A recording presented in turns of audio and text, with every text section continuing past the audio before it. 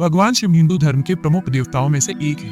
उन्हें देवों के देव महादेव कहा जाता है। शिव त्रिदेवों ब्रह्मा विष्णु महेश में संहार के देवता माने गए हैं, लेकिन वे सृष्टि की उत्पत्ति और स्थिति के भी अधिपति हैं। शिव को अनादि, जिसका कोई आदि न हो, और स्वयंभू, जो स्वयं उत्पन्न हुए हो माना जाता है, यानी उनका जन्म नहीं हुआ। उत्पत्ति और स्वरूप। पौराणिक कथाएं। विभिन्न पुराणों में शिव की उत्पत्ति के बारे में कई कथाएं मिलती हैं। विष्णु पुराण। कुछ कथाओं के अनुसार भगवान शिव विष्णु के माथे के तेज से उत्पन्न हुए, इसी कारण वे हमेशा योग मुद्रा में रहते हैं। श्रीमद् भागवत पुराण। एक कथा के अनुसार जब भगवान विष्णु और ब्रह्मा अपनी श्रेष्ठता को लेकर अहंकार से लड़ रहे थे, तब एक जलते हुए खंभे ज्योतिर्लिंग से भगवान शिव प्रकट हुए। यह ज्योतिर्लिंग इतना विशाल था कि इसका न आदि था और न अंत। शिव पुराण। शिव पुराण के अनुसार भगवान शिव अपने टखने पर अमृत मल रहे थे, तब उनसे नारायण उत्पन्न हुए। महाकाल। शिव को महाकाल भी कहा जाता है, जिसका अर्थ है समय। वे समय के नियंत्रक हैं और पूर्ण सृष्टि का भरण पोषण इसी स्वरूप द्वारा करते हैं। कल्याणकारी। शिव का शाब्दिक अर्थ कल्याणकारी होता है। वे हमेशा लय और प्रलय दोनों को अपने अधीन रखते हैं। नीलकंठ। समुद्र मंथन के दौरान जब हलाहल विष निकला, तो देवताओं और असुरों की रक्षा के लिए भगवान शिव ने उस विष को पी लिया। विष कंठ में रुक जाने के कारण उनका गला नीला पड़ गया और तब से वे नीलकंठ कहलाए। आदि योगी। योगिक परंपरा में शिव को भगवान की तरह नहीं, बल्कि एक ऐसे आदि योगी के रूप में देखा जाता है जिन्होंने मानव चेतना के विकास में असाधारण योगदान दिया। उन्होंने मानव तंत्र की परम संभावनाओं को खोजने के लिए विभिन्न योगिक विधियों का आविष्कार किया। महत्वपूर्ण पहलू। त्रिशूल। शिव का त्रिशूल सृष्टि के तीनों गुणों सत्व, रज, तम और तीनों कालों भूत, वर्तमान, भविष्य का प्रतीक है। चंद्रमा। उनके बालों में अर्थ चंद्रमा काल के चक्र को दर्शाता है। तीसरी आंख। शिव की तीसरी आंख ज्ञान और अंतर्दृष्टि का प्रतीक है, जो भौतिक संसार से परे सत्य को देखने की क्षमता को दर्शाती है। नटराज। शिव का नटराज स्वरूप ब्रह्मांडीय नृत्य का प्रतीक है, जो सृष्टि, स्थिति और संहार के चक्र को दर्शाता है। पार्वती के पति। वे देवी पार्वती के पति और भगवान गणेश और कार्तिकेय के पिता है। भक्त। राम, रावण, शनि और कश्यप ऋषि जैसे कई महान व्यक्तित्व उनके भक्त हुए हैं। निवास स्थान। यद्यपि शिव सर्वत्र व्याप्त हैं, तथापि काशी और कैलाश उनके मुख्य निवास स्थान कहे गए हैं। भगवान शिव का इतिहास अत्यंत विशाल और गहरा है, जिसमें अनगिनत कथाएं, रूप और प्रतीक समाहित हैं। वे भक्तों के बीच भोले बाबा के नाम से भी जाने जाते हैं, क्योंकि वे बहुत भोले और शीघ्र प्रसन्न होने वाले माने जाते हैं। शैव मत में उन्हें सर्वोच्च ईश्वर माना जाता है। सावन का महीना और कांवड़ यात्रा दोनों ही भगवान शिव की भक्ति से जुड़े हुए हैं और हिंदू धर्म में इनका बहुत महत्व है। सावन महीना, श्रावण मास। सावन, जिसे श्रावण मास भी कहते हैं, हिंदू पंचांग का 5वां महीना होता है।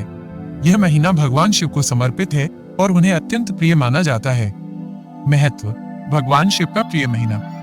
पौराणिक मान्यताओं के अनुसार सावन का महीना भगवान शिव को विशेष रूप से प्रिय है। कहा जाता है कि इसी महीने में देवी पार्वती ने भगवान शिव को पति के रूप में पाने के लिए कठोर तपस्या की थी, जिससे शिवजी प्रसन्न हुए थे। समुद्र मंथन और नीलकंठ। एक और महत्वपूर्ण कथा के अनुसार समुद्र मंथन इसी महीने में हुआ था। जब मंथन से हलाहल विष निकला, तो भगवान शिव ने सृष्टि की रक्षा के लिए उस विष को पी लिया था। विष के प्रभाव को कम करने के लिए सभी देवी देवताओं ने उन्हें जल अर्पित किया, जिससे उनका कंठ नीला पड़ गया और वे नीलकंठ कहलाए। तभी से सावन में शिव पर जल चढ़ाने की परंपरा शुरू हुई। सृष्टि का कार्यभार। माना जाता है कि सावन महीने से भगवान विष्णु 4 महीने के लिए योग निद्रा में चले जाते हैं और इस दौरान सृष्टि का कार्यभार भगवान शिव संभालते हैं। इसीलिए यह महीना शिव पूजा के लिए अत्यंत शुभ माना जाता है। सोमवार का महत्व। सावन के हर सोमवार का विशेष महत्व होता है। भक्त व्रत रखते हैं, शिव मंदिरों में जाकर शिवलिंग पर जल, दूध, बेलपत्र, धतूरा, भांग आदि चढ़ाते हैं और शिव जी की विशेष पूजा अर्चना करते हैं। कुमारी कन्याएं अच्छे वर की कामना से सावन सोमवार का व्रत रखती हैं। कांवड़ यात्रा। कांवड़ यात्रा भगवान शिव के भक्तों द्वारा की जाने वाली एक पवित्र तीर्थ यात्रा है, जो मुख्य रूप से सावन के महीने में होती है। इतिहास और उत्पत्ति। कांवड़ यात्रा की उत्पत्ति को लेकर कई पौराणिक कथाएं प्रचलित हैं। समुद्र मंथन से जुड़ाव। सबसे प्रचलित कथा समुद्र मंथन से ही जुड़ी है। जब भगवान शिव ने विष पिया और उनका कंठ जलने लगा, तो सभी देवी देवताओं ने उन्हें गंगा जल अर्पित कर राहत दी। इसी घटना को याद करते हुए भक्त शिव को गंगा जल चढ़ाते हैं। माना जाता है कि रावण पहला भक्त था जिसने शिव को गंगा जल से अभिषेक किया था।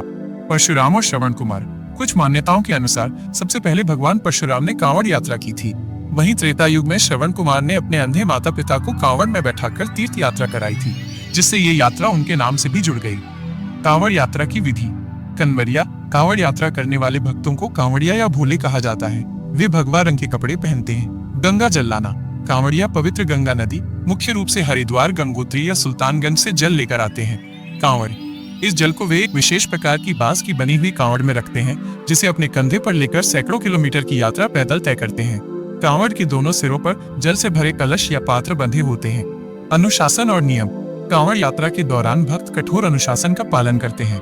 कई भक्त नंगे पैर चलते हैं। इस दौरान कांवड़ को जमीन पर नहीं रखा जाता है। अगर किसी कारणवश कांवड़ को जमीन पर रखना पड़े तो उसे किसी ऊंचे स्थान पर या पेड़ पर टांग दिया जाता है। शिव को जल चढ़ाना।